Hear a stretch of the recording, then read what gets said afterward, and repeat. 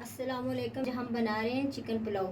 2 बड़ी इलायची हैं, 3 हरी इलायची हैं, 2 तेज़पात है, 2 इंच की दालचीनी के पीस हैं, 2 बदियान के फूल हैं, आधा चम्मच काली मिर्च है और 6 लौंग लेंगे।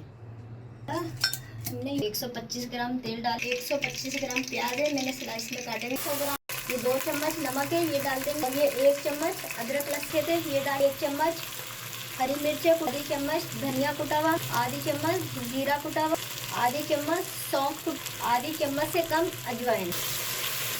300 ग्राम मेरे पास दही है। ये 100 ग्राम बासमती चावल लिए थे, ये हम डालेंगे। 1 गिलास हमने हटा दिया पानी, ये 3 गिलास मैंने पानी डाल के रखा हुआ है। ये उबाल फूल आ चुका है, हल्की आंच पे 20 मिनट हो गए। ये देखें। अगर मेरी वीडियो अच्छी लगे सब्सक्राइब करें, शेयर करें, लाइक करें। अल्लाह हाफिज़।